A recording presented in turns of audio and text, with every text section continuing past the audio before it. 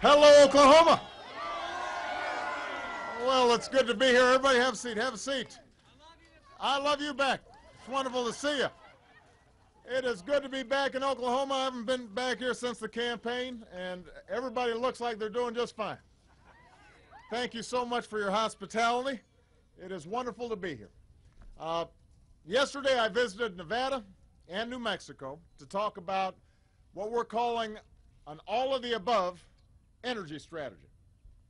It's a strategy that will keep us on track to further reduce our dependence on foreign oil, put more people back to work, and ultimately help to curb this spike in gas prices that we're seeing year after year after year.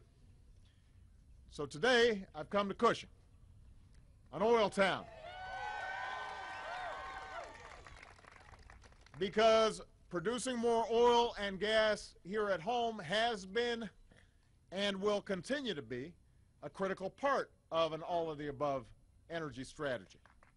Now, under my administration, America is producing more oil today than at any time in the last 8 years. That's important to know. Over the last 3 years, I've directed my administration to open up millions of acres for gas and oil exploration across 23 different states. We're opening up more than 75% of our potential oil resources offshore. We've quadrupled the number of operating rigs to a record high. We've added enough new oil and gas pipeline to encircle the earth and then some. So we are drilling all over the place right now. That's not the challenge. That's not the problem. In fact, the problem in a place like Cushing is that we're actually producing so much oil and gas in places like North Dakota and Colorado that we don't have enough pipeline capacity to transport all of it to where it needs to go, both to refineries and then eventually all across the country and around the world. There's a bottleneck right here because we can't get enough of the oil to our refineries fast enough. And if we could, then we would be able to increase our oil supplies at a time when they're needed as much as possible. Now, right now, a company called TransCanada has applied to build a new pipeline to speed more oil from Cushing to state-of-the-art refineries down in the Gulf Coast. And today I'm directing my administration to cut through the red tape, break through the bureaucratic hurdles, and make this project a priority, to go ahead and get it done. Now, you wouldn't know all this from listening to the television set. This whole issue of the Keystone Pipeline has generated, obviously, a lot of controversy and a lot of politics. And that's because the original route from Canada into the United States was planned through an area in Nebraska that supplies some drinking water for nearly 2 million Americans and irrigation for a good portion of America's croplands.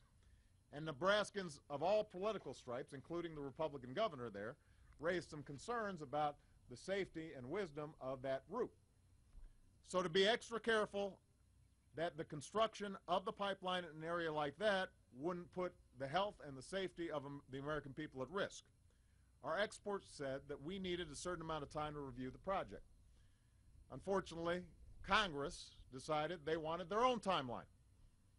Not the company, not the experts, but members of Congress who decided this might be a fun political issue, decided to try to intervene and make it impossible for us to make an informed decision. So, what we've said to the company is we're happy to review future permits. And today we're making this new pipeline from Cushing to the Gulf a priority. So the southern leg of it, we're making a priority, and we're going to go ahead and get that done. The northern portion of it, we're going to have to review properly to make sure that the health and safety of the American people are protected. That's common sense.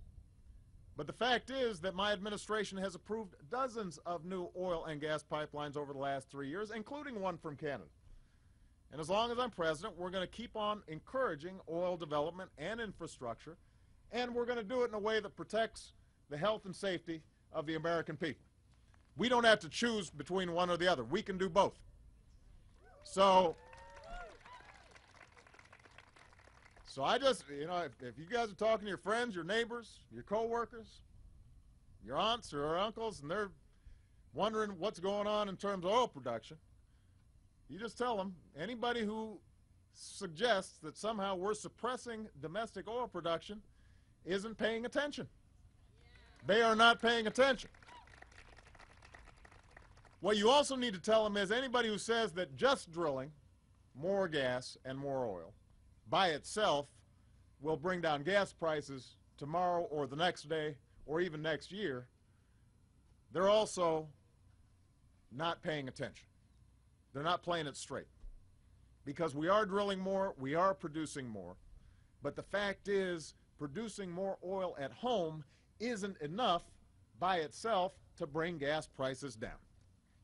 And the reason is we've got an oil market that is global, that is worldwide. And I've been saying for the last few weeks, I want everybody to understand this, we use 20% of the world's oil. We only produce 2% of the world's oil. Even if we opened up every inch of the country, if I put a oil rig on the South Lawn, if we had one right next to the Washington Monument, even if we drilled every little bit of this great country of ours, we'd still have to buy the rest of our needs from someplace else if we keep on using the same amount of energy, the same amount of oil. The price of oil will still be set by the global market. And that means every time there's tensions that rise in the Middle East, which is what's happening right now, so will the price of gas. The main reason the gas prices are high right now is because people are worried about what's happening with Iran. It doesn't have to do with domestic oil production.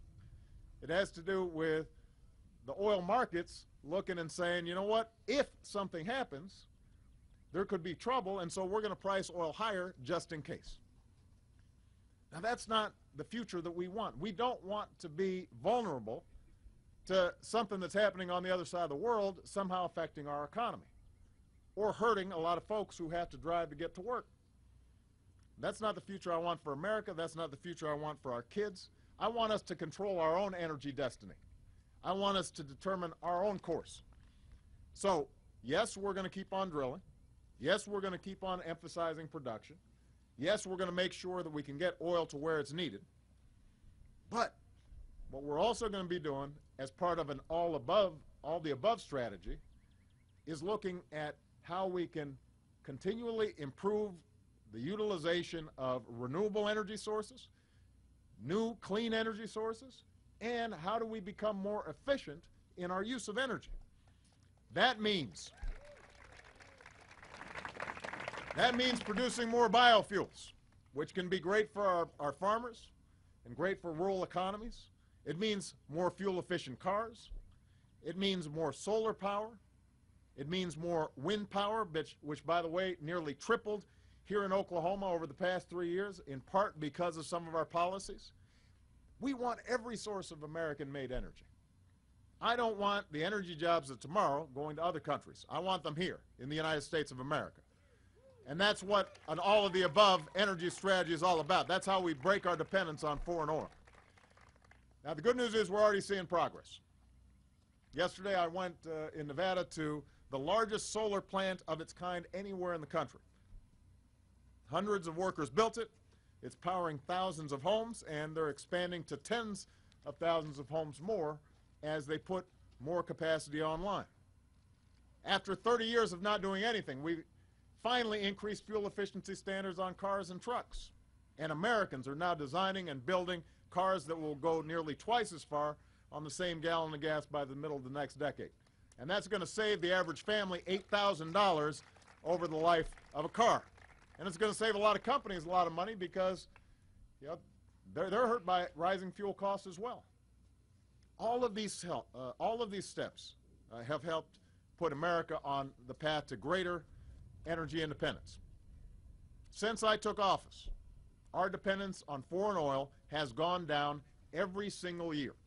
Last year, we imported 1 million fewer barrels per day than the year before. Think about that. America, at a time when we're growing, is actually importing less oil from overseas because we're using it smarter and more efficiently. America is now importing less than half the oil we use for the first time in more than a decade. So the key is to keep it going, Oklahoma. We've got to make sure that we don't go backwards, that we keep going forwards. If we're going to end our dependence on foreign oil, if we're going to bring gas prices down once and for all, as opposed to just playing politics with it every single year, then what we're going to have to do is to develop every single source of energy that we've got, every new technology that can help us become more efficient. We've got to use our innovation. We've got to use our brain power. We've got to use our creativity. We've got to have a vision for the future, not just constantly looking backwards at the past. That's where we need to go. That's the future we can build, and that's what America's always been about, is building the future. We've always been at the cutting edge. We're always ahead of the curve. Whether it's Thomas Edison or the Wright brothers or Steve Jobs, we're always thinking about what's the next thing. And that's how we have to think about energy. And if we do, not only are we going to see jobs and growth and success here in Cushing, Oklahoma, we're going to see it all across the country. All right? Thank you very much, everybody. God bless you. God bless the United States of America.